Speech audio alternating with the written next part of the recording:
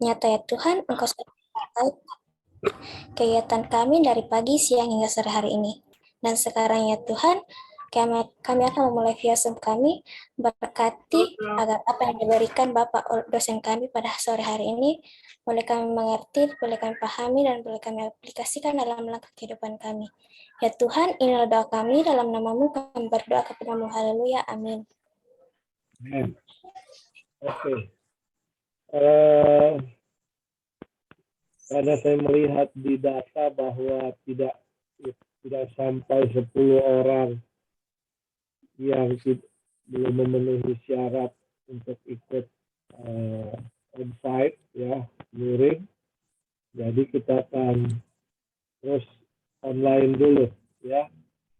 Karena memang sesuai kebijakan dari kampus bahwa untuk onsite atau pertemuan langsung tatap muka itu harus ada surat dari orang tua atau wali, surat persetujuan.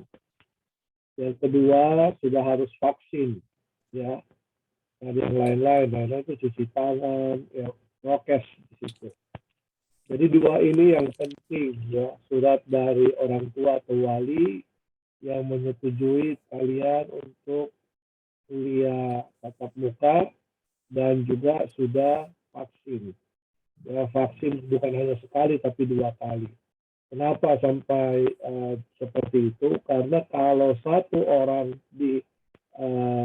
didapati terpapar COVID, maka kampus akan tutup. Ya, walaupun cuma satu orang. Jadi memang harus diperhatikan itu prokesnya. Ya, kalau cuma satu orang terus kampus tutup, ya sayang sekali ya. Jadi kita harus tetap seperti ini dulu, ya, sampai kalian sudah bisa memenuhi syarat. Karena baru ada yang sudah vaksin tapi baru sekali. Ya, sebaiknya harus 2 kali dan maksimal memang tatap muka kita untuk onsite itu tatap muka langsung itu maksimal 6 kali.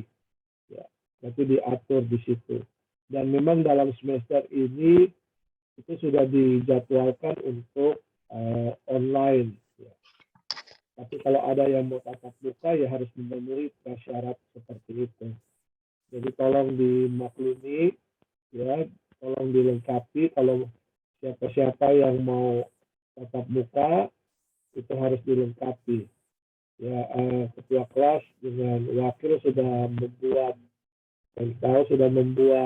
form-form untuk kalian isi, tetapi ada juga yang tidak menanggapinya dengan baik, ya, mengacukannya. Ya, tidak masalah sih, tapi ya, saya harap kalian jangan mengacukan setiap pengumuman-pengumuman yang ada. Karena itu penting untuk kalian. Ya, jangan sampai kalian yang jadi bermasalah karena mengacukan pengumuman-pengumuman yang ada yang sudah disampaikan oleh ketua kelas, wakil ketua kelas. Jadi tolonglah untuk saling mengingatkan satu dengan yang lain supaya kalian bisa kuliah dengan baik. Dan juga IPK kalian kan menentukan untuk berapa mengambil SKS selanjutnya kan. Ya, kalau IPK-nya sedikit, ya maka SKS yang akan kalian ambil cuma sedikit dan itu akan memperlambat kalian menyelesaikan perkuliahan. Oke. Nah, ada yang mau tanya sehubungan dengan kuliah tatap muka atau online? Silakan. Sebelum saya mulai.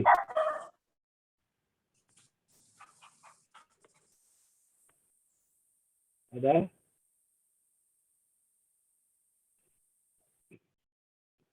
Ada yang mau ditanyakan?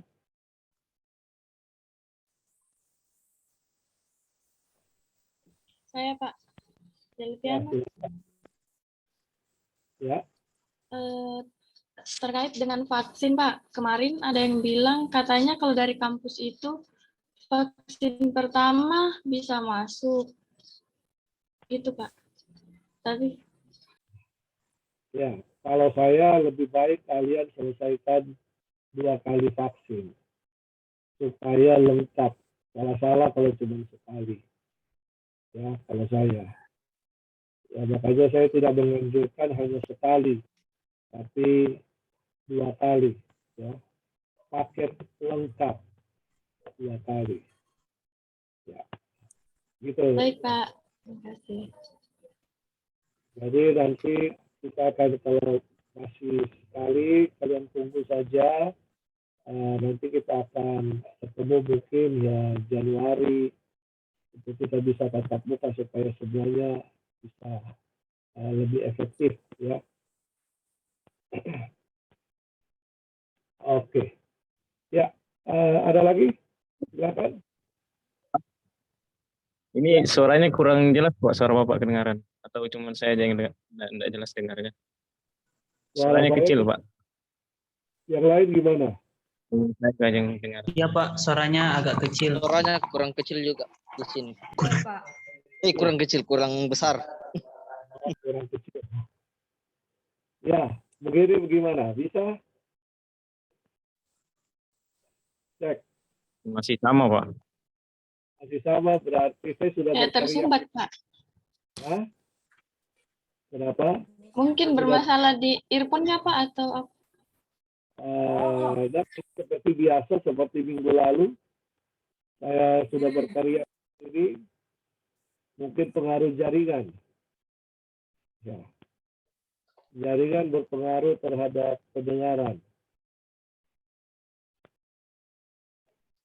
Saya sudah berteriak di sini, volume semua sudah besar, apalagi ya. Masih kecil suara saya. Mungkin Ya. jaringan itu, Pak. Mungkin Iya jaringan Pak, masih sama. Suaranya masih kecil. Masih kecil. Karena saya besar orang jadi. Iya, Pak. Ya, kalau gini, cek. Masih sama Pak. Pak. Masih sama, Pak. Mungkin Masih pengaruh sama. jaringan karena hujan juga. Ya, ya. Tunggu sebentar. Kalau saya pakai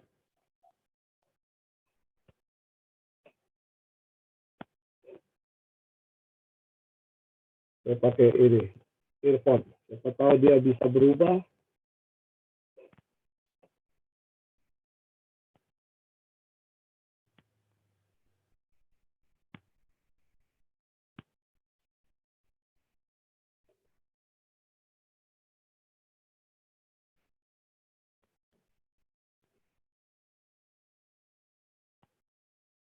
Tes, cek.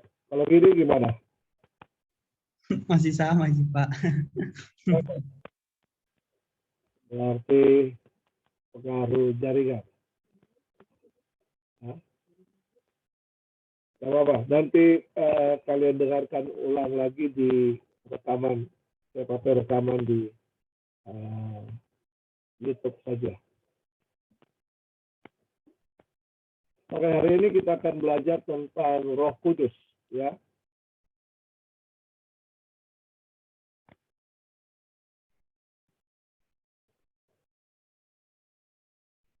Sebentar.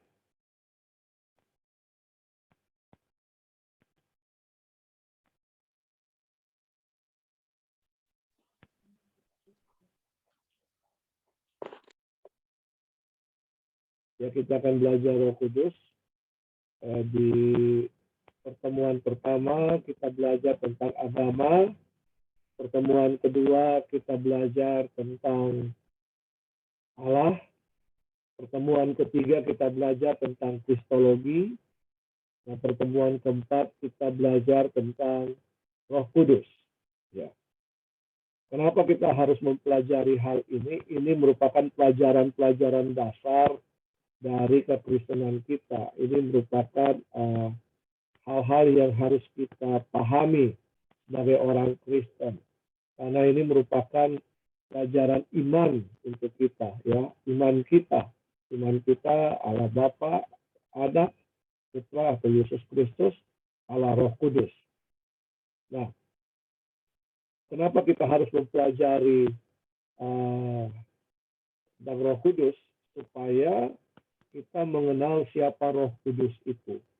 Kita jangan sampai salah mengerti karena ada pengajaran-pengajaran di luar Kristen bahwa Roh Kudus itu adalah seseorang yang datang setelah Yesus. Bukan itu, ya. Dan supaya juga mahasiswa mengerti pekerjaan Roh Kudus, apa yang dikerjakan oleh Roh Kudus selama ada di dalam dunia ini. Jadi kenapa Roh Kudus itu diberikan? Nah, alasan yang utama adalah ketika Yesus naik ke surga, maka Yesus mengirimkan penolong yang lain. Penolong yang lain itu adalah Roh Kudus.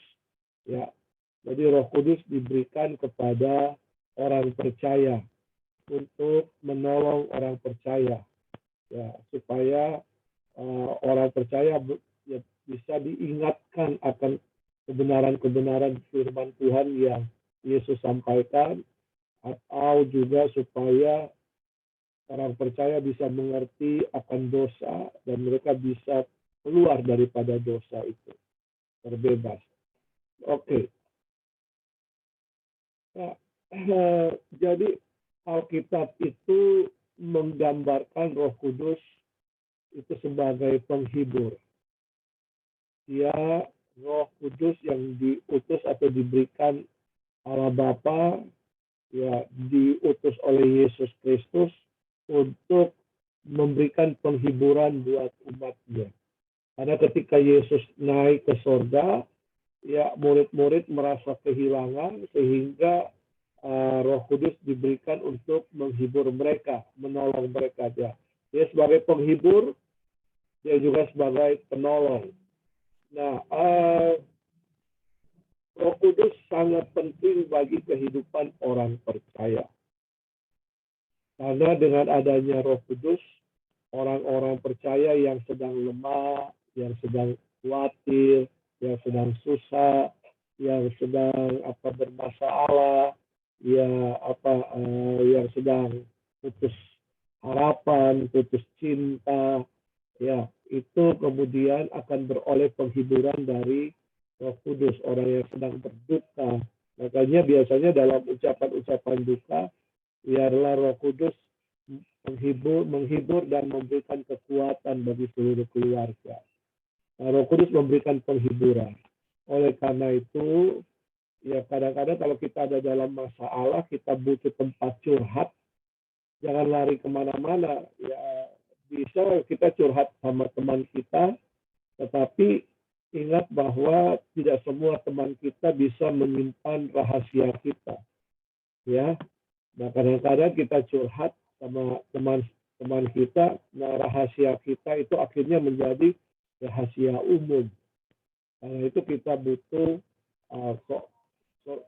sosok untuk kita bisa curhat. Nah, yang paling tepat adalah Roh Kudus. Jadi kalau kalian lagi dalam keadaan sedih, tertekan, butuh penghiburan, kalian bisa curhat sama Roh Kudus. Roh Kudus, tolong saya lagi susah, saya lagi begini, saya lagi ini, saya sekarang ditinggal pacar saya jomblo. Nah, curhat sama Roh Kudus. Dan Roh Kudus akan memberikan penghiburan lewat apa? Damai sejahtera yang dia berikan. Dia penolong, dia juga pembela kita. Ya, dia Allah pembela yang membela kita, ya. Seringkali kita merasa ada hal-hal yang tidak adil yang terjadi dalam kehidupan kita oleh karena orang lain. Ya, kita bisa curhat sama Roh Kudus dan Roh Kudus akan memberikan pembelaan kepada kita. Membela itu berarti bukan kita yang harus turun tangan untuk menolong diri kita, tetapi nanti Roh Kudus yang akan bekerja sehingga semuanya bisa baik padanya. Nah, kalau kita butuh hikmat, kita butuh kebijaksanaan, nah Roh Kudus akan memberikan kepada kita. Roh Kudus bisa memberikan hikmat kepada kita untuk bisa hidup di dalam dunia ini. Ya, kita butuh hikmat untuk hidup. Ya, apa itu hikmat? Ya, Hikmat itu adalah kebijaksanaan untuk bagaimana kita bisa hidup dalam kehidupan kita sehari-hari. Aplikasinya seperti itu. Nah, dia juga yang akan menuntun kita. Bagaimana Roh Kudus menuntun kita? Terkadang kita diingatkan oleh Roh Kudus. Misalnya kita mau jalan ke jalan A, lalu seperti ada suara dari dalam, jangan lewat situ, lewat jalan B. Nah, itu bisa jadi itu adalah Roh Kudus yang menolong kita. Nah, biasanya juga Roh Kudus akan mengingatkan kita akan firman Tuhan yang pernah kita baca. Jadi kalau kita sedih, kita lagi putus harapan, mungkin akan diingatkan berharaplah kepada Tuhan, berdoalah kepada Tuhan. Ya, jadi Roh Kudus akan menolong kita dengan mengingatkan kembali firman Tuhan yang pernah kita pelajari, kita baca. Ya, jadi makanya penting sekali bagi kita untuk membaca firman Tuhan. Karena itu saya dorong kalian untuk membaca firman Tuhan satu hari satu pasal untuk apa? Dan untuk supaya ini menjadi dasar kita. Jadi Roh Kudus bisa mengingatkan kembali akan firman Tuhan ketika kita membutuhkan firman Tuhan itu. Dia guru, dia yang akan mengajar kepada kita. Dia akan mengajar apa? Mengajarkan segala kebenaran. Ya, Roh Kudus akan menolong kita supaya kita bisa mengerti kebenaran firman Tuhan, kebenaran dan kehendak Tuhan dalam kehidupan kita. Nah, kadang-kadang kita membaca firman Tuhan kita tidak mengerti. Tetapi nanti kalau kita berdoa sebelum kita membaca firman Tuhan, ayat-ayat di Alkitab, pasal demi pasal, sebelumnya berdoa, Roh Kudus berikan saya hikmat, kemampuan. Roh Kudus tolong saya supaya saya bisa mengerti apa yang saya pelajari. Nah, nanti Roh Kudus akan memberikan ilham kepada kita. Roh Kudus akan memberikan pengertian untuk apa yang kita baca. Tiba-tiba kita baca, kita langsung, wow, oh begini artinya ya. Nah, seperti itu. Nah, Roh Kudus juga dia merupakan karunia Allah, pemberian daripada Allah, ya, untuk kita orang percaya, karunia. Dan juga dia merupakan Roh Yesus, Roh Allah sendiri. Jadi kita percaya dalam Tritunggal itu Allah Bapa, Allah Putra, dan Allah Roh Kudus. Semuanya tiga di dalam satu, ya, satu kesatuan, sama hakikatnya. Tetapi Roh Kudus, Allah Putra, dan Allah Bapa mempunyai fungsi yang berbeda-beda. Nah, sejak kapan Roh Kudus ada? Ya, dia sudah ada sejak awal bersama-sama dengan Allah. Pada mulanya firman itu bersama-sama dengan Allah, dan firman itu adalah Allah, dan Roh Kudus sudah bersama-sama dengan Allah.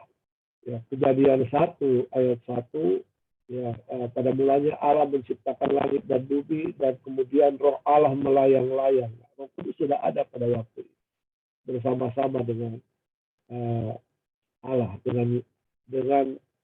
dengan Putra atau Sang Firman. Sudah ada sejak awal, ya. Sejak awal penciptaan dunia ini, bahkan sebelum penciptaan mereka sudah bersama-sama, Bapa, Putra, dan Roh Kudus. Nah, kemudian dia hadir bersama kita sekarang ini. Ya, dia ada. Di saat kita belajar seperti ini, saya percaya ada Roh Kudus. Ya, ada Roh Kudus yang akan menolong kita karena kita sudah berdoa, kita minta. Firman Tuhan katakan 2-3 orang berkumpul di dalam namaku, aku ada di situ. Nah, karena Roh, maka Allah itu omnipresence, maha hadir. Dia bisa hadir di mana saja, kapan saja, bahkan pada waktu yang bersamaan. Dia bisa hadir di mana saja. Karena dia Roh Allah, Roh adanya, ya. Jadi bisa ada. Jadi kalau kita ibadah hari Minggu, bukan berarti Roh Kudus itu akan pindah-pindah sesuai jadwal ibadah kita, tidak. Tapi saat yang bersamaan, walaupun di situ ada 1000 ibadah, maka kehadiran Roh Kudus ada di 1000 ibadah itu. Ya. Kalau ada 1.000.000 ibadah, maka kehadiran Roh Kudus ada di 1.000.000 ibadah itu. Oh, oke. Jadi Roh Kudus itu sudah ada, dia bersama-sama. Jadi dia berperan bersama-sama sejak awal, sebelum dunia diciptakan. Nah, Roh Kudus bukan kekuatan impersonal atau sebuah benda. Roh Kudus adalah pribadi Allah sendiri. Dia manis, dia lembut, ya Roh Kudus. Makanya firman Tuhan katakan jangan mendukakan Roh Kudus. Jangan mengecewakan Roh Kudus. Karena Roh Kudus bukan hanya sebuah Allah, dia adalah pribadi Allah sendiri. Dia mengerti, dia tahu siapa kita. Nah, kalau dia sudah memberikan peringatan kepada kita, misalnya dia menuntut kita lalu mengingatkan kita, lalu kemudian kita menolak itu, ya, Roh Kudus akan bersedih, kecewa, berduka. Ya, kalau kita tidak percaya kepada Roh Kudus, ya kita sudah mendukakan Roh Kudus.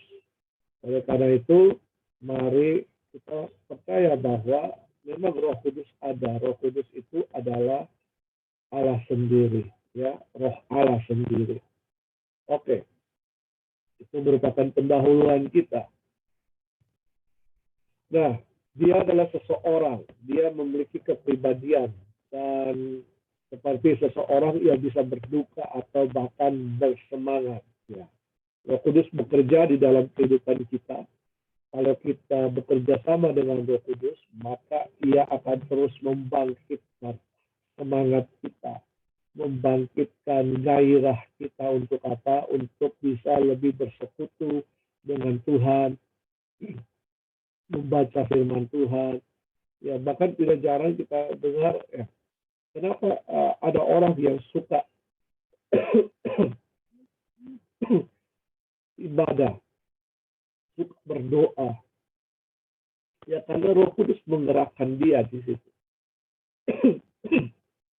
Roh Kudus menolong dia untuk terus bergairah, semangat, membangkitkan api, mengobarkan roh yang ada di dalam kita. Ya, tapi kalau kita tidak bersemangat, ya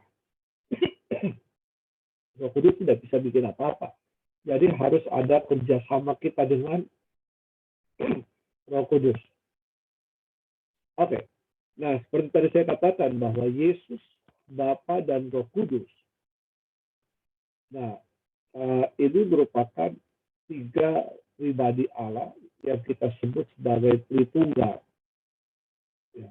Saya sudah berulang-ulang kali menjelaskan tentang Tritunggal kepada kalian. Ya, ada satu Tuhan dengan wujud kekal. Ya, satu Allah, satu Tuhan dengan wujudnya kekal.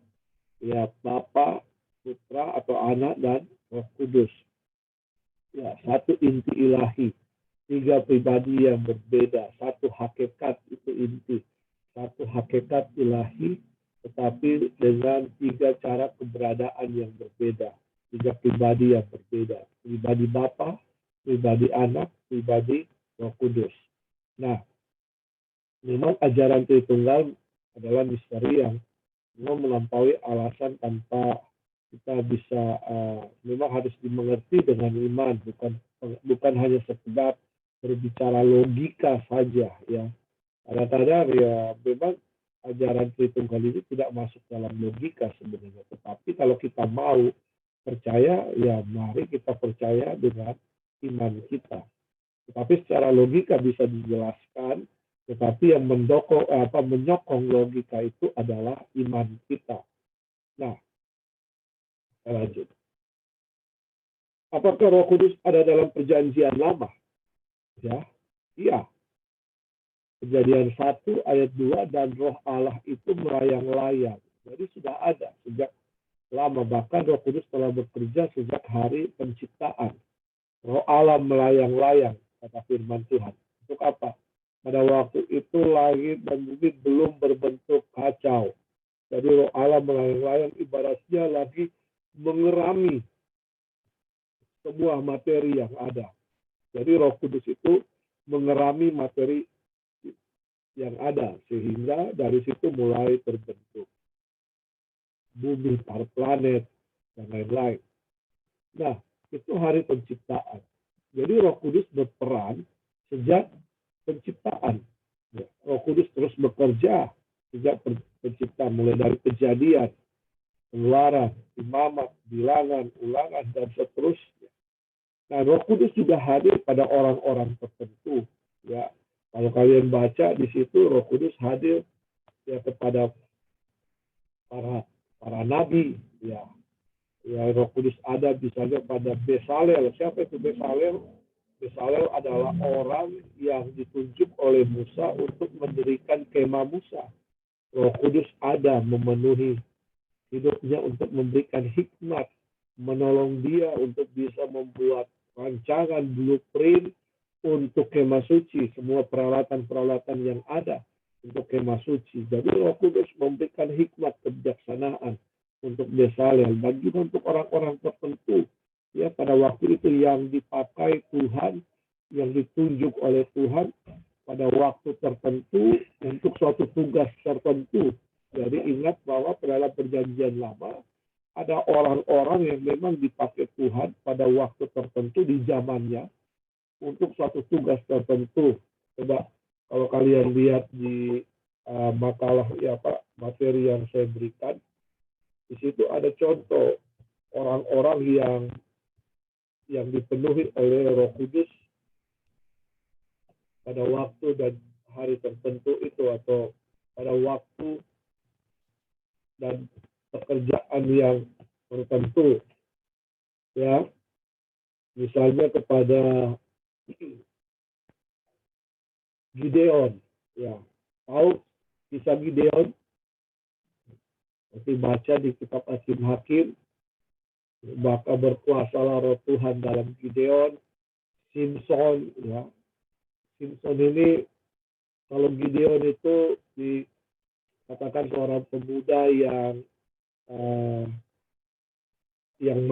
pemalu, tetapi Tuhan menjadikan dia sebagai pahlawan. Ya, Roh Kudus bekerja dalam hidupnya sehingga dia bisa mengalahkan orang Filistin, ya. Tapi juga Simpson seorang yang gagal, ya, perkasa, ya. Simpson ini seorang nasir Allah, dan ketika setiap kali dia dikuasai oleh Roh Tuhan, maka dia akan menghancurkan orang-orang Filistin pada waktu itu. Ya, begitu juga dengan Besalel, ya. Nah, Besalel diberikan keahlian oleh Roh Kudus, diberikan pengertian, pengetahuan untuk bisa mengerjakan segala macam pekerjaan yang ada untuk pembangunan tabernakel Musa atau kemah Musa. Juga banyak nabi-nabi dikuasai oleh Roh Kudus, ya, Nabi Elia, Elisa, ya, dikuasai oleh Roh Kudus, Yesaya, Yeremia, semuanya nabi-nabi. Jadi orang-orang yang ada di dalam Alkitab yang tertulis itu dikuasai oleh Roh Kudus pada waktu perjanjian lama, pada generasi mereka, dan untuk tugas tertentu. Ya. Jadi Roh Kudus itu menguasai seseorang untuk mengerjakan tugas-tugas pelayanan atau tugas-tugas tertentu. Nah, jadi ini yang berlaku di perjanjian lama.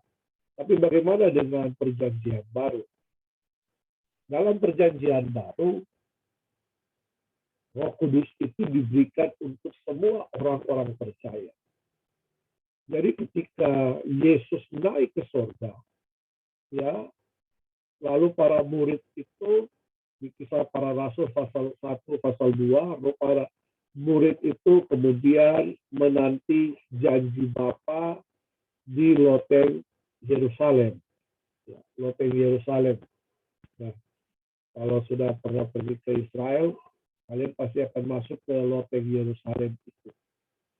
Nah, di loteng Yerusalem ini, para murid-murid 120 orang yang menyaksikan Yesus naik ke surga itu ada 500 orang.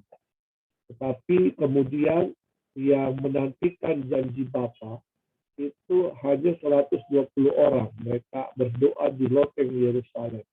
Mereka berdoa, lalu kemudian Kisah Para Rasul pasal yang kedua berkata, baru datanglah angin, lalu kemudian lidah-lidah api berada di atas kepala mereka. Lalu kemudian mereka mengucapkan bahasa-bahasa yang baru yang diberikan oleh Roh Kudus. Nah, lalu mereka berkata-kata dalam bahasa Parsian, Media, Elam, dan sebagainya. Mereka berdoa, dan mereka mengucapkan bahasa-bahasa itu, dan orang-orang yang mendengar apa yang mereka ucapkan dalam bahasa mereka, karena pada waktu itu di Yerusalem sedang ada perayaan di situ. Ya, ada perayaan hari yang ke-50, ada perayaan hari Pentakosta. Jadi ada perayaan di situ dan semua orang-orang Israel harus berkumpul ke Yerusalem untuk beribadah. Jadi dari Afrika, dari mana-mana, dari Asia Kecil dan daerah-daerah sana semuanya kemudian berkumpul ke Yerusalem, mereka beribadah di situ. Dan ketika para murid ini berbicara dalam bahasa ketika dipenuhi oleh Roh Kudus, mereka berbicara dalam bahasa-bahasa yang mereka tidak mengerti, tetapi orang-orang itu mengerti. Mereka hanya tahu bahasa Yahudi, bahasa lalu bahasa Ibrani, bahasa Arab, tetapi mereka bisa berkata-kata dalam bahasa Arab, bahasa Media, Persia, ya dan lain-lain. Jadi orang-orang yang datang dari Media, dari Persia, dari Arab, mereka mengerti bahasa apa yang diucapkan oleh para murid itu. Lalu kemudian mereka diberikan keberanian untuk menyampaikan firman Tuhan. Ya, mereka diberikan keberanian oleh Roh Kudus membangkitkan semangat mereka. Petrus itu orang yang pernah menyangkal Yesus 3 kali, ya. Lalu kemudian oleh karena Roh Kudus dia tampil di depan umum di hadapan ribuan orang. Lalu dia berbicara, dia bersaksi tentang siapa Yesus. Mereka sebelumnya adalah orang-orang yang penakut. Ketika Yesus disalib, mati, mereka bahkan menyembunyikan diri. Tetapi ketika mereka menerima Roh Kudus memenuhi hidup mereka, mereka menjadi orang-orang yang berani. Ya, mereka bahkan tidak takut mati, mereka menyaksikan iman mereka menyaksikan Injil itu, keberadaan Injil tentang Yesus Kristus kepada sebanyak orang, ribuan orang. Petrus berbicara kepada mereka. Lalu apa yang terjadi? 3.000 orang bertobat dengan khotbah yang disampaikan oleh Petrus. Nah, jadi Roh Kudus ini akan memberikan keberanian, menolong kita. Oleh karena itu, ya, kalau kita bersekutu dengan Roh Kudus, maka Roh Kudus juga akan memberikan keberanian bagi kita. Roh Kudus akan memenuhi kita. Roh Kudus akan memberikan inspirasi bahasa yang baru. Nah, jadi Roh Kudus ini akan menolong kita. Roh Kudus itu penolong yang diberikan kepada orang percaya. Nah, Roh Kudus itu diberikan oleh orang percaya. Nanti baca di Yohanes 14, di Yohanes 16, di situ. Itu berbicara tentang Roh Kudus di situ. Ya. Kenapa Roh Kudus diberikan? Dan apa tugas Roh Kudus? Dan bagaimana Roh Kudus berkarya dalam diri orang-orang percaya? Tapi baca di Yohanes 14 dan Yohanes 16. Ya, nanti juga kalian akan ketemu nanti di seri perenungan yang saya buat, ya, yang saya posting biasanya. Saya tidak tahu apakah kalian mendengarkan atau mempelajari apa yang saya sampaikan lewat seri perenungan. Tapi kalau kita mau belajar firman Tuhan, ayo mari kita belajar bersama-sama. Ya, kalian bisa menonton di YouTube di link yang saya berikan untuk kita belajar di situ. Kalau kalian juga yang lain-lain, saya sudah ada beberapa seri perenungan kitab-kitab yang ada. Ya, kalian lihatlah di playlist yang ada di YouTube saya. Jadi Roh Kudus adalah penolong bagi orang percaya. Siapa orang percaya? Orang percaya itu adalah orang yang menerima Yesus Kristus dan mengaku Yesus Kristus adalah Tuhan dan Juru Selamat kehidupannya. Itu orang percaya. Ya, mereka mengaku dengan lidah mereka, hati mereka percaya bahwa Yesus Kristus adalah Tuhan dan Juru Selamat atas kehidupan mereka. Itu orang percaya. Nah,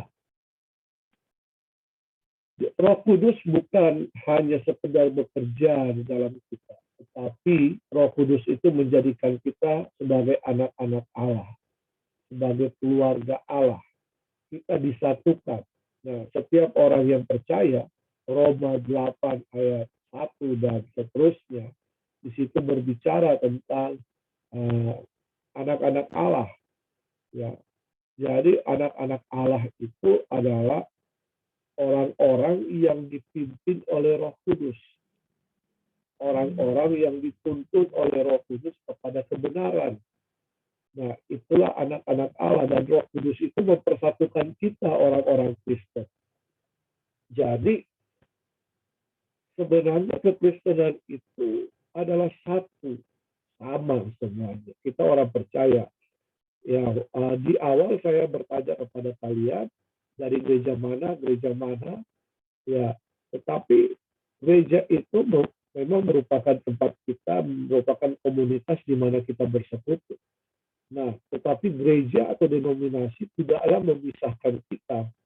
Kita ini adalah orang yang percaya, ya, karena Roh Kudus menjadikan kita sebagai anak-anak Allah. Jadi bukan berarti hanya gereja Toraja saja yang menjadi anak-anak Allah, atau hanya gereja GPIB yang menjadi anak-anak Allah, atau hanya gereja Katolik saja yang menjadi anak-anak Allah, atau hanya gereja-gereja Pentakosta saja yang menjadi anak-anak Allah, atau hanya gereja-gereja karismatik yang menjadi anak-anak Allah. Tidak. Semua orang yang percaya kepada Yesus Kristus Tuhan oleh Roh Kudus dan bersedia dipimpin oleh Roh Kudus adalah anak-anak Allah. Ya, jadi tidak ada pembatasan denominasi. Di sorga tidak ada denominasi. Diperhatikan itu, ya. Di sorga tidak ada denominasi. Nah, kenapa sampai kita di muka bumi ini ada denominasi, ada gereja A, gereja B, gereja C? Ya, supaya kita bisa orang yang suka dengan suasana gereja A, ya dia masuk gereja A. Kalau dia suka dengan suasana gereja B, dia masuk gereja B. Dia suka dengan suasana gereja C, ya dia masuk gereja C. Ya, dan bisa bertumbuh di situ. Bisa menjadi kuat di situ. Ya. Ya, bukan karena teman kita atau karena ada pacar kita di situ, jadi kita masuk di situ. Ya. Jadi ini harus kita pahami di sini. Kita harus mengerti baik, ya, di sini. Bahwa kita semua ini adalah anak-anak Allah. Kita semua ini anak-anak Allah yang tidak dibatasi oleh tembok denominasi gereja. Kita sama, ya. Kita sama karena kita punya Roh Kudus. Kita punya Allah Bapa. Kita punya Yesus Kristus. Sama kita. Adakah Yesus Kristus terbagi-bagi? Tidak ada, kan? Semua gereja, semua denominasi mengakui Yesus Kristus adalah Tuhan dan Juru Selamat. Kita, betul kan? Ya, tidak ada yang berkata Yesus lain, Yesus gereja A lain, Yesus gereja B lain, Yesus gereja C lain. Tidak, tetapi sama. Kita adalah anak-anak Allah. Nah, dalam keluarga Allah, Roh Kudus itu akan menolong kita untuk bisa menghasilkan buah-buah roh. Ya, dalam keluarga itu kita harus menerapkan buah-buah roh ini. Apa itu buah-buah roh? Ada yang tahu? Apa itu buah-buah roh? Ada yang tahu nggak?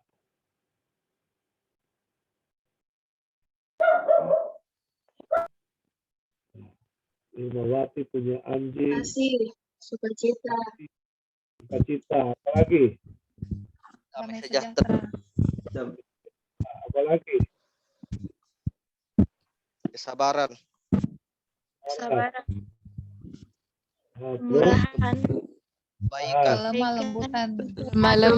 kesetiaan, ya.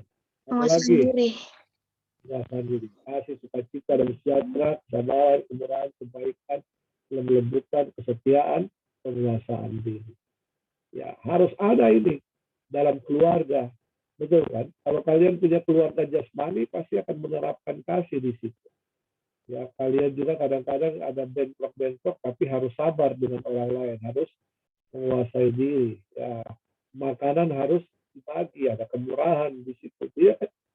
Nah, jadi Roh Kudus ini menghasilkan buah-buah roh yang bisa dinikmati oleh keluarga Allah. Ya, kita semua keluarga Allah. Ya, dalam kelas ini kita semua keluarga Allah. Masing-masing harus mengeluarkan buah-buah roh.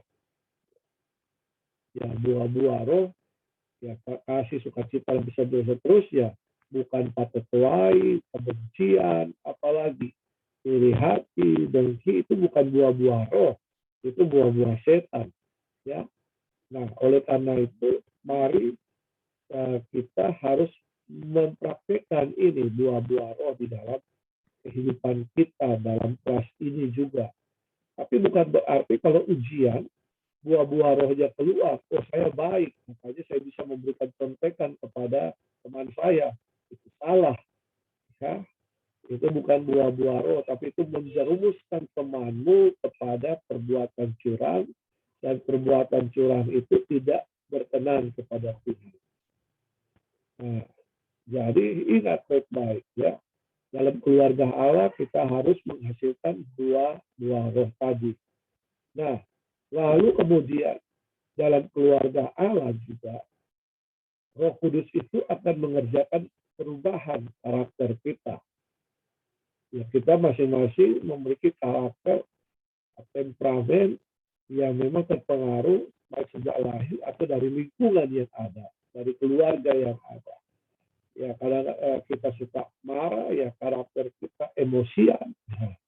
Jadi ada hal-hal yang Roh Kudus akan pangkas dalam kehidupan kita. Kalau kita izinkan, ya kita mungkin marah, lalu kemudian marah karena sesuatu, karena teman kita, lalu kemudian Roh Kudus menegur kita. Jangan marah, ampuni. Nah, lalu kemudian, oh iya. Lalu kemudian kalian melakukan tindakan buah-buah roh, minta maaf kepada orang tersebut. Ya, orang yang kalian marah. Nah, itu berarti Roh Kudus sedang mengubah karakter kalian. Prinsipnya adalah besi menajamkan besi. Manusia itu menajamkan sesama. Artinya apa? Ya, supaya kita bisa tajam, supaya kita bisa berfungsi baik, maka kita harus dipertajam oleh sesama kita. Jadi dalam artian seseorang itu harus belajar dari orang lain agar supaya dia bisa mengerti banyak hal. Dia bisa mengerti tentang firman Tuhan, dia bisa mengerti tentang kehidupan. Bahkan ada pekerjaan-pekerjaan yang kita tidak tahu, ya kita bisa tanya teman kita yang mengetahuinya. Itu namanya belajar di situ. Memperhatikan orang lain, mengerjakan sesuatu pun kita belajar di situ. Jadi Roh Kudus akan menolong kita untuk mengerjakan perubahan karakter dalam diri kita. Jadi berdoa, minta, Roh Kudus tolong saya ini tukang marah Tuhan. Saya ini tidak sabaran, saya ini pencemburu Tuhan. Saya ini suka iri hati. Nanti Roh Kudus akan memproses ya. Tapi ingat, ya kadang-kadang ketika kita berkata Tuhan berikan saya hati yang sabar, kita diperhadapkan dengan masalah yang akan membuat kita marah. Kalau kita tidak menguasai diri, berarti kita kalah. Kalau kita menguasai diri, sabar. Sabar anak, ya sabar hati. Memang dia begitu Tuhan. tolong saya, Roh Kudus tolong saya. Sabar hati, sabar. Lama-lama kesabaran itu akan kita miliki. Ya, kalau malas-malas, suka malas-malas ya. Roh Kudus tolong saya rajin. Nanti kalian akan diberikan ujian, kemalasan. Tapi ketika kalian tahu bahwa kalian harus rajin, maka kalian tidak malas. Saya harus rajin. Bangun tepat waktu dan kerjakan tugas apapun dikerjakan. Jadi rajin, bersihkan rumah. Saya pernah jadi anak kos. Saya tahu apa yang terjadi di kos.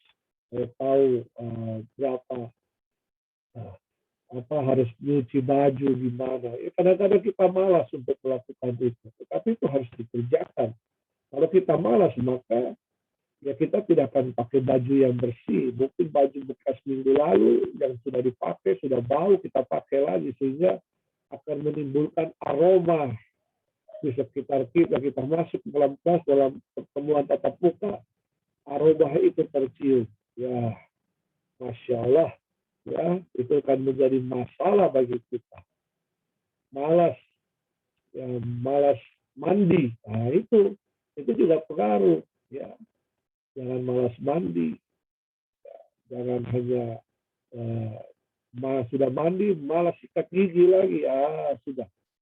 Ya, sudah BB, sudah BM, sudah satu. Bagaimana seorang pria bisa disukai oleh wanita kalau dia BB dan BM? Ya, itu maksud saya. Ya. Coba, ya, jangan malas untuk membenahi diri kita. Ya, jangan malas untuk menata penampilan kita, mengubah penampilan kita. Nah, itu seiring dengan perubahan karakter. Tidak mau diajak, tidak mau dengar-dengaran, tidak mau taat, suka memberontak. Nah, itu yang harus dipangkas dalam kehidupan kita. Nah, siapa yang bisa memangkas itu? Apakah orang lain yang menegur kita? Kalau temanmu yang menegur engkau pasti akan marah. Tetapi kalau Roh Kudus yang menegur engkau, ya engkau akan mengerjakan perubahan itu. Kalau kau mau, itu dia.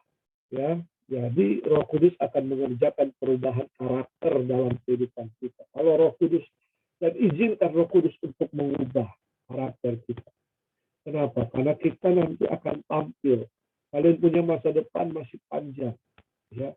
Kalian diproses lewat perkuliahan. Kalian diproses lewat teman kalian. Kalian diproses lewat dosen kalian.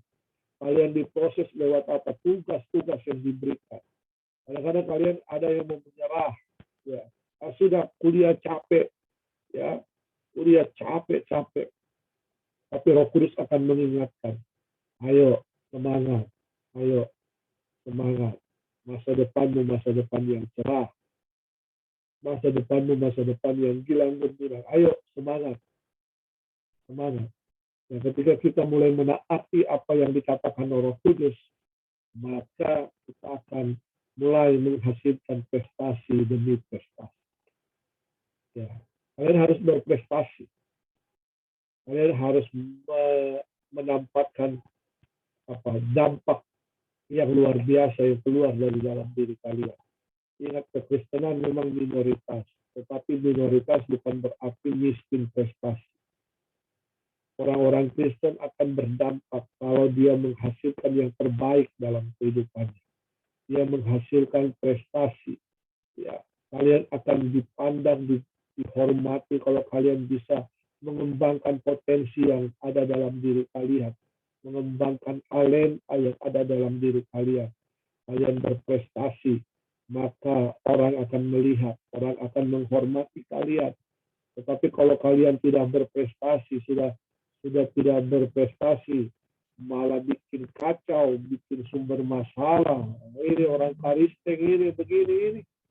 Itu akan mempermalukan Tuhan kita, Tuhan Yesus. Ini anak-anak Tuhan, ini anak-anak Allah. Begini kelakuannya. Nah, jadi mulai sekarang mari berubah. Minta Roh Kudus tolong untuk mengubahkan kehidupan kita. Nanti firman Tuhan yang kita baca akan berproses menolong kita. Roh Kudus akan membangkitkan firman Tuhan, akan mendorong kita untuk bisa berproses hingga hari demi hari kita menjadi baik. Ingat, orang yang mempunyai karakter yang baik itu akan disukai oleh banyak orang. Orang yang mempunyai karakter yang baik itu akan memperoleh kedudukan yang tinggi dalam masyarakat. Ya. Orang akan memandang dia sebagai panutan, sebagai teladan. Kalian harus menjadi teladan karena kalian adalah anak-anak Allah. Ya, kalian harus menghasilkan buah-buah Roh Kudus. Nah, ketika kalian menghasilkan buah-buah Roh Kudus, orang-orang akan menikmati baiknya Paula itu anak, penuh kasih, dia orang yang setia, dia sabar. Orang akan memandang kita menjadi anak-anak yang baik. Nah, selain itu Roh Kudus memberikan karunia. Apa itu karunia? Karunia itu pemberian Tuhan. Kemampuan yang Tuhan berikan dalam kehidupan kita. Apa perbedaan karunia dengan talenta? Semua orang memiliki talenta, potensi dalam kehidupannya. Talenta masak, talenta main musik, talenta nyanyi, talenta otomotif, apa saja. Itu adalah talenta. Ya. Tetapi karunia itu hanya diberikan Tuhan lewat Roh Kudus kepada orang percaya. Ya, jadi karunia itu diberikan Tuhan lewat Roh Kudus kepada orang percaya. Apa saja itu karunia? Ada karunia iman, ada karunia pengetahuan, ada karunia hikmat, ada karunia kesembuhan, ada karunia murah hati. Ya, banyak karunia-karunia ini, dan karunia-karunia ini itu diberikan oleh Roh Kudus dalam diri setiap orang. Jadi kalau dia mempunyai karunia iman, misalnya, dia akan percaya apapun yang terjadi dalam hidupnya, pasti. Misalnya dia sakit, dia punya iman, disembuhkan oleh Tuhan. Ketika dia berkekurangan, tidak ada uang, dia percaya Tuhan cukupkan kebutuhannya. Itu karunia iman. Karunia murah hati, suka menolong orang, ya, dan banyak hal, suka menasehati orang, ya. Karunia kesembuhan, orang dipakai untuk berdoa, misalnya ada yang sakit, berdoa untuk orang yang sakit, orang itu sembuh, karena dia punya karunia kesembuhan. Dan karunia-karunia ini bisa dimanifestasikan dalam kehidupan kita di marketplace, ya, di mana saja, karena orang-orang membutuhkan hal ini. Kalau ada yang kita lihat, misalnya kita mempunyai karunia nasihat, ada orang yang kita lihat lagi susah, lah mukanya itu kayak pepaya, mantap pepaya busuk yang panjang begitu dan susah. Kita bisa datang kepada dia, tanya, dan kemudian kita bisa menasehati dia dan memberikan dia kekuatan sehingga dia bangkit dari keterpurukannya. Nah, orang yang mempunyai pengetahuan, dia akan mengetahui kebutuhan orang lain. Dia akan mengetahui, dia memiliki pengetahuan untuk bisa menolong orang. Jadi karunia-karunia itu diberikan Tuhan lewat Roh Kudus dalam diri orang percaya. Dan saya percaya ketika kalian bersekutu dengan Roh Kudus, Tuhan akan membangkitkan karunia-karunia yang ada dalam diri kalian. Nah, karunia itu dipakai juga untuk pekerjaan pelayanan.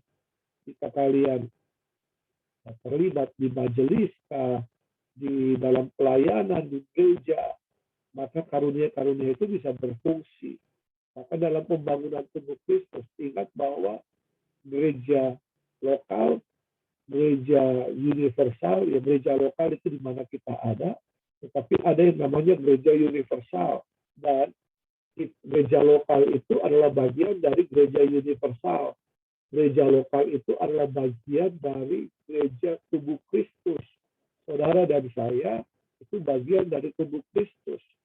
Ya, ada bagian tangan, ada yang bagian kaki, ada yang bagian mata, ada yang bagian telinga, macam-macam, ya macam-macam. Nah, jadi karunia rohani ini dipakai untuk pekerjaan pelayanan dan pembangunan tubuh Kristus. Kalau tubuh Kristus itu satu, nanti ada pelajaran-pelajaran tertentu yang kalian akan temukan di gereja saudara, ya, untuk pelayanan dan pembangunan tubuh Kristus ini. Nah, karena itu saya dorong kalian untuk bisa mempelajari khotbah-khotbah yang ada di YouTube saya supaya kalian bisa mengerti apa itu pelayanan, apa itu tubuh Kristus, ya, apa itu karunia, apa itu talenta, ya, semua yang ada. Nah, yang terakhir, Roh Kudus itu berperan dalam keselamatan. 1 Korintus 12 ayat 3. Karena itu aku mau meyakinkan kamu bahwa tidak ada seorang pun yang berkata-kata oleh Roh Allah dapat berkata terkutuklah Yesus. Jadi kalau ada orang Kristen yang kemudian mengutuki Yesus, berarti dia tidak mempunyai Roh Allah. Kristennya itu adalah Kristen KTP saja. Yang dikatakan tidak ada seorang pun yang dapat mengaku Yesus adalah Tuhan selain oleh Roh Kudus.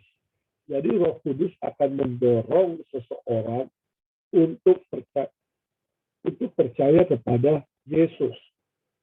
Ya, kenapa dia bisa percaya? Karena orang tersebut sudah menerima benih firman Tuhan. Dari mana benih itu ditabur? Nah, ini harus kalian mengerti. Benih firman Tuhan itu bisa ditabur di mana saja. Lewat apa? Lewat khotbah hari Minggu, itu lagi ditabur benih firman Tuhan. Lewat apa lagi? Lewat film-film, lagu-lagu rohani, apalagi lewat postingan-postingan di media sosial, di Facebook, Instagram, TikTok, dan lain-lain. Itu benih firman Tuhan ditabur di situ. Tapi berapa banyak orang Kristen yang memakai media sosial untuk apa? Untuk curhat di situ, marah-marah di situ, untuk posting-postingan yang tidak senonoh, posting-postingan yang tidak ada artinya apa-apa. Karena itu saya menganjurkan kepada kalian untuk menggunakan media sosial. Kalian biasa pakai apa? Facebook? Ya, Facebook mungkin untuk ukuran usia saya ke atas, ya. Tapi apa? Instagram atau apa? TikTok atau apa? Ya, pakai itu untuk memuliakan Tuhan. Pakai itu sebagai sarana untuk menabur benih Injil Kerajaan. Pakai itu untuk memperkenalkan siapa Tuhanmu. Nah, ketika orang-orang membaca itu, Roh Kudus akan menolong mereka untuk menemukan benih firman Tuhan itu, sehingga orang-orang tersebut kemudian akan percaya kepada Yesus Kristus Tuhan. Kalian telah menggenapi amanat agung untuk membawa orang datang kepada Yesus. Lewat apa? Postingan-postingan kalian yang menyebarkan benih firman Tuhan. Ya, jangan pakai itu untuk hal-hal yang sia-sia. Ya, pakailah itu untuk berguna. Nah, ini akan berguna bagi kekekalan, juga berguna bagi kehidupannya kalian. Ya, karena perbuatan kalian akan menyertai kalian ketika kalian akan bertemu Bapa di sorga. Nah, selain kalian punya iman, perbuatan juga akan ada menyertai. Nah, jadi tidak ada seorang yang dapat berkata bahwa Yesus adalah Tuhan. Itu selain oleh dorongan daripada Roh Kudus. Sampai sini ada yang ingin ditanyakan?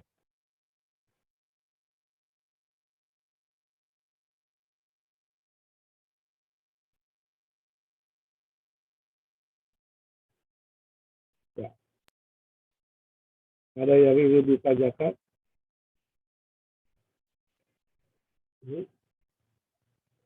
Pelajaran kita, pelajaran sesi 4 ini, Roh Kudus sudah selesai. Ada yang ingin kalian tanyakan?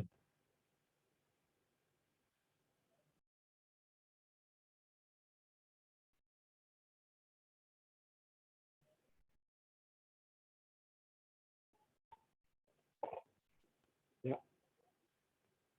Ada?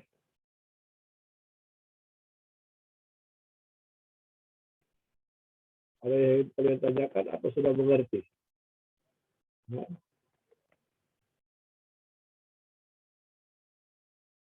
Sudah paham?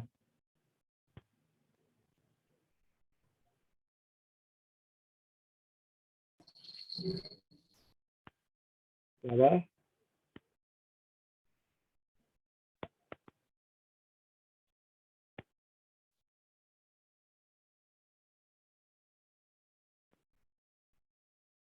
nah,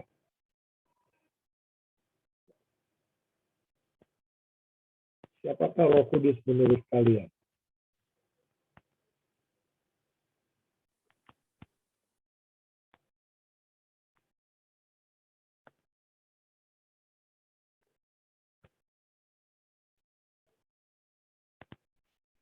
Oke, kita diskusi kalau begitu.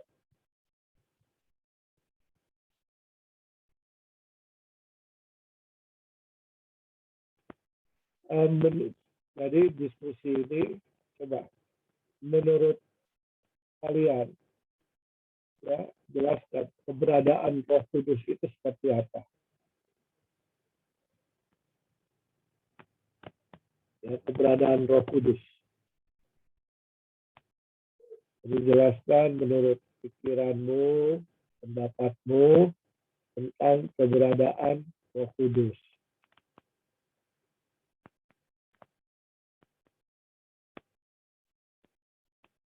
Ya.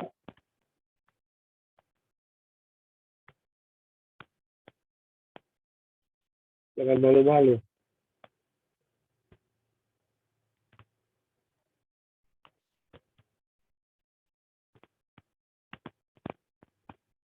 Ayo. Jangan takut salah. Ya. Jangan takut salah. Saya izinkan kalian menjawab walaupun salah tidak masalah. Yang penting kalian berbicara. Jangan takut salah. Orang yang bersalah itu ada di penjara. Ya, kalian kan tidak ada di penjara kan? Ya. Silakan. Menurut Anda, jelaskan menurut Anda tentang keberadaan Roh Kudus.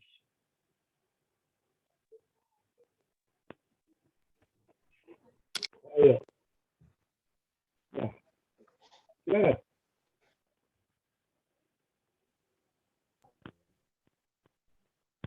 Saya, Pak. Pak. Siapa dulu? Afrika. Ya, terima kasih atas kesempatan diberikan. Menurut saya, Roh Kudus itu ada di dalam diri kita masing-masing yang menuntun memimpin kita. Jadi Roh Kudus ada di dalam diri kita orang percaya dan memimpin kita. Ya, oke. Baik. Yang lain. Siapa tadi?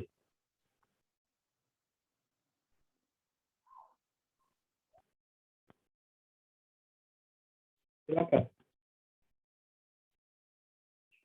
Tadi ada yang mau bicara? Saya, Pak. Yelviana. Ya. Terima kasih atas kesempatannya. Menurut saya, Roh Kudus adalah utusan Allah yang menolong kita, manusia. Kita semua menolong kita. Ya. Terima kasih, Pak. Oleh Allah untuk menolong kita umat orang percaya ya. Ya. Oke. Bagus. Yang lain? Saya Pak, saya Ya. dari Bambu. Ya, silakan. Roh Kudus itu ada di dalam diri kita. Seperti kata Rasul Paulus menuliskan begini, atau tidak tahukah kamu bahwa tubuhmu adalah bait Roh Kudus yang diam di dalam kamu, Roh Kudus yang kamu peroleh dari Allah. Ya. Oke, luar biasa. Jadi Roh Kudus itu ada di dalam kita. Kita ini adalah bait Roh Kudus ya. Nah, oke. 3 hal ini coba kita. Roh Kudus itu adalah Roh Allah. Jadi ketika Yesus naik ke surga, maka Roh Kudus diutus untuk orang percaya. Roh Kudus itu ada di dalam diri orang percaya. Ya, orang percaya. Siapa itu orang percaya? Orang yang telah menerima Yesus Kristus sebagai Tuhan dan Juru Selamat, yang percaya kepada Yesus Kristus, Tuhan. Nah, jadi, Roh Kudus itu diberikan. Nah, ketika kita percaya kepada Yesus, kita diselamatkan, maka roh kita yang dulu mati karena dosa, ini dibangkitkan kembali dan menjadi tempat kediaman roh Allah. Ya, tubuh kita ada tubuh, jiwa, dan roh kudus. Tubuh, jiwa, dan roh. Tubuh, jiwa, dan roh. Nah, ketika kita belum percaya Yesus, kita masih hidup dalam dosa, jiwa kita padam, ya. Yang ada hanya tubuh dan roh kita padam dan jiwa. Di dalam jiwa ini ada pikiran, perasaan, dan kehendak. Di dalam tubuh ini ada apa? Keinginan, hawa nafsu, nafsu lapar, makan, ya ini di sini. Nafsu seksual, keinginan daging, ini ada di sini. Ya, di sini. Ya. Di tubuh kita, di daging kita. Ketika kita percaya Yesus, roh kita dihidupkan kembali. Dan menjadi tempat kediaman roh Allah. Jadi keberadaan Roh Kudus itu ada di dalam diri orang percaya. Nah, apa yang dilakukan oleh Roh Kudus dalam diri kita? Apa yang dilakukan oleh Roh Kudus dalam diri kita?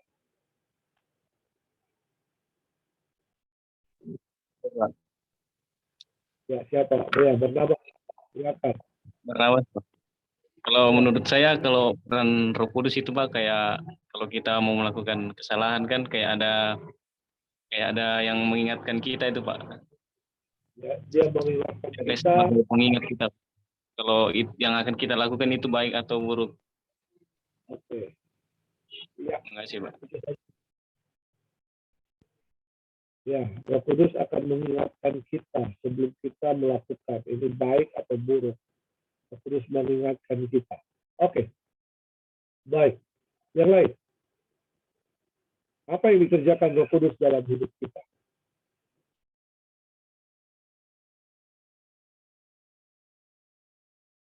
Ayo. Jangan takut salah, ayo. Bicara saja. Kasih dulu kesempatan yang lain yang belum bicara, ya. Ayo, yang lain. Bisa diulang, Pak? Apa yang dilakukan oleh Roh Kudus di dalam kehidupan kita?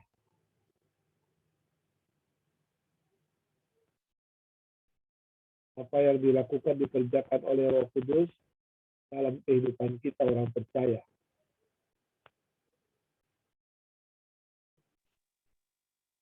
Roh Kudus memimpin hidup kita supaya tetap berada di kehendak Tuhan. Oke, Laksmi bilang Roh Kudus Sekaligus jadi akan, pembawa juga.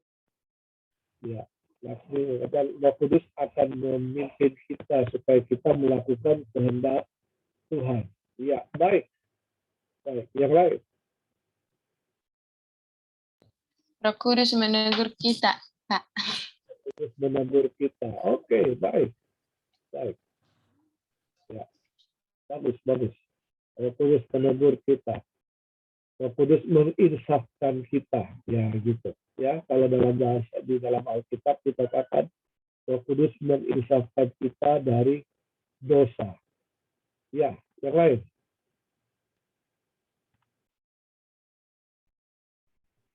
Ayo. Satu lagi. Saya, Pak. Roh Kudus yang selalu menuntun kita dalam melakukan segala hal. menuntun kita ke jalan yang baik, Pak. Oke, Roh Kudus menuntun kita ke dalam jalan kebenaran. Ya, baik. Iya, Pak. Oke, Lolita. Ya, thank you. Bagus, baik. Ya, yang lain? Nah, jadi Roh Kudus itu menolong kita. Roh Kudus itu menghibur kita. Ya, Roh Kudus itu sebagai pembela dalam kehidupan kita. Jadi kalau lagi sedih, curhatnya sama siapa? Roh Kudus. Ya. Nah, Roh Kudus juga mengingatkan kita, jangan lakukan itu, lakukan yang ini. Jadi Roh Kudus bisa mengingatkan kita. Roh Kudus ada di dalam kita, dalam hati nurani kita. Ya, di nurani kita. Jadi Roh Kudus bisa berbicara kepada kita. Apalagi Roh Kudus menuntun kita di dalam kebenaran. Roh Kudus menegur kita. Ya, Roh Kudus juga, nah ini satu, Roh Kudus itu akan membantu kita berdoa. Ya, pernahkah kalian mengalami kesedihan misalnya? Sampai ketika itu sudah tidak tahu kalian mau berdoa. Ya, berdoa seperti apa. Jadi Roh Kudus itu tahu. Ketika kita berdoa, kita sudah tidak tahu. Mungkin kalian lagi dalam Tuhan, tolong saya. Tuhan, tolong saya. Kalian sudah tidak tahu lagi mau bicara apa. Tapi Roh Kudus itu tahu kebutuhan kita, apa yang ada di dalam kita. Nanti Roh Kudus akan menolong kita untuk menyampaikan doa-doa itu kepada Bapa di surga. Ya. Jadi jangan takut untuk berdoa. Roh Kudus juga mengingatkan kita akan firman Tuhan. Roh Kudus juga akan menuntun kita dalam jalan kebenaran. Roh Kudus juga akan mendorong kita untuk melakukan kehendak Tuhan. Jadi Roh Kudus juga akan memberikan apa? Karunia-karunia kepada kita. Nah, Roh Kudus akan menolong kita. Ya. Nah, yang terakhir, sebagai apakah Roh Kudus dalam kehidupan? Menurut kamu, ya, siapakah atau sebagai apakah Roh Kudus dalam kehidupan? Menurut kamu? Ya. Teman setia. Teman setia. Oke, ya. Penolong, Pak. Sebagai penolong. Ya, yang lain. Juru selamat. Juru selamat. Oke. Apalagi? Jadi siapa? Ya. Kenapa Barnabas? Sorry. Jadi penghibur yang sejati, Pak. Penghibur yang sejati. Ya, oke. Lanjut. Siapa? Penuntun. Penuntun. Oke. Penolong. Penolong. Ya. Siapa lagi? Ya. Kenapa Yelvi? Damai sejahtera, Pak. Damai sejahtera. Ya, silakan. Ya. Nah, kenapa saya tanyakan ini supaya kalian mengerti benar bahwa siapa itu Roh Kudus menurut pendapatmu. Nah, itu ya. Roh Kudus menurut pendapatmu. Kalian yang harus temukan sendiri, ya. Memang saya sudah mengajar tentang Roh Kudus, tetapi menurut kalian siapakah Roh Kudus itu menurut kalian? Roh Kudus untuk hidupmu. Ayo yang lain.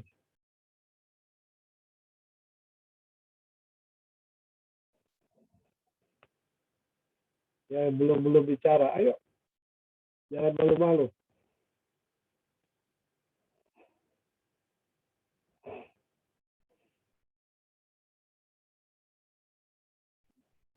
Nah, kalian harus menemukan siapa sih Roh Kudus saya tadi. Roh Kudus tempat curhat saya, teman setia. Itu bagus, itu baik.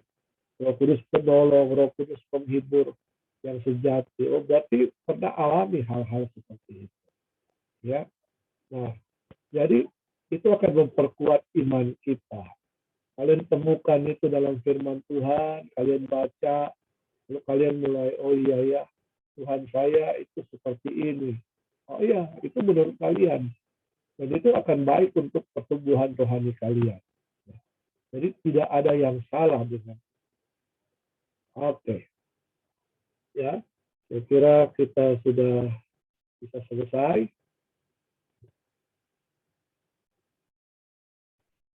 Dan yang belum vaksin, silakan vaksin secepatnya. Ya. Ada yang pernah dibagikan Yelvi link vaksin itu pernah kan? Yang di rumah sakit Bayangkara itu tiap hari, tapi harus daftar di situ. Tiap hari dia ada vaksin. Ya. Silakan vaksin. Vaksin itu bukan dosa, vaksin itu bukan nanti jadi antikris, tidak. Vaksin itu untuk kesehatan kita, ya, menolong kita. Jadi kalau ada pengajaran-pengajaran, oh itu vaksin itu ada kaitannya dengan antikris, tidak, ya, tidak ada kaitannya dengan antikris. Ya, karena itu persoalan dogmatis itu, antikris itu kalau nanti dijelaskan itu bisa seperti apa. Tapi vaksin itu bukan, itu untuk kesehatan. Oke. Ya, siapa yang pimpin doa terakhir?